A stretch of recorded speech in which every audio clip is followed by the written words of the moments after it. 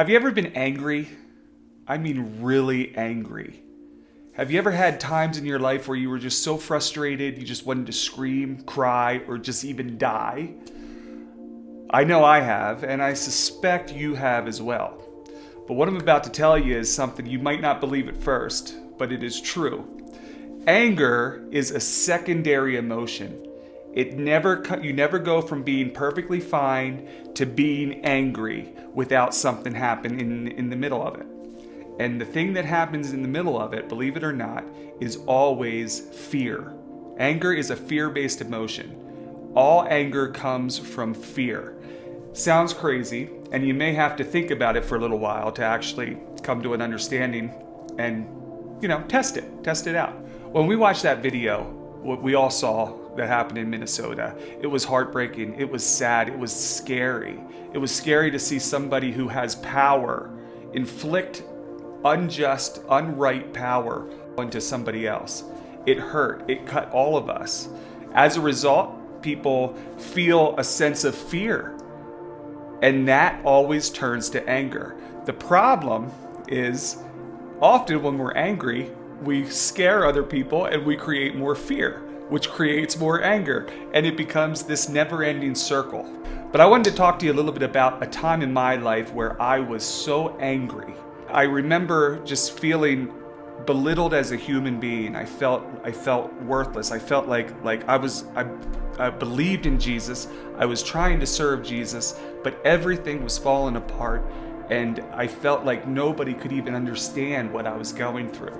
There was financial struggles. There was relationship struggles. I felt out of place. And I decided I was going to go buy myself a cheeseburger at McDonald's.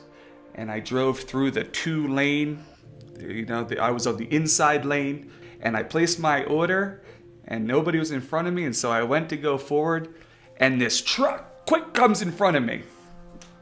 I'm already feeling defeated, beat up, tired, so what did I do? I tapped on my horn.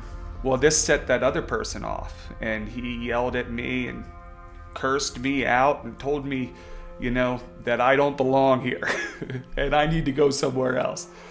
I was really, truly, what it came down to, I was afraid that I was worthless, that I was not living up to my full potential, that people would find out that I'm really not as good as I want them to think that I am. King David is just, his life's fallen apart. He had that thing with Bathsheba. His son is overtaking his throne. Saul's been trying to kill him for years. So he's walking through this valley, and it's between these two mountains. And the scripture says something that there's a relative of Saul that's standing up on the cliffside, and he's just hurling down curses, saying, "You are worthless," and he just tears into David as he's just walking along. So David's captain of his guard is walking with him, and he looks over at him and says, "Hey David, why don't I run up there and chop this guy's head off so he can stop cursing you?" David says, "No, don't let him curse. Let him curse at me. Maybe God asked him to come here and curse at me." That sounds terrible. It sounds ridiculous. He would go from, like we all do, where we go from anger and then back to fear and then depression and then just feeling overwhelmed with our struggles that we're dealing with in life. We all have struggles. Life is not easy for any one of us, but there is hope. We can go through this life with pride and victory. Was David saying, "Yeah, continue to curse me because I deserve it. I did all these terrible things and I just deserve it. I'm going to hang my head low and just take it on"? Or could it be that David knew in his heart that God was with him?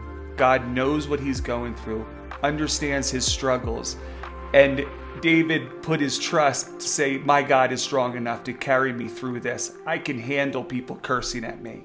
I can handle the difficulties that have come my way because my God is with me."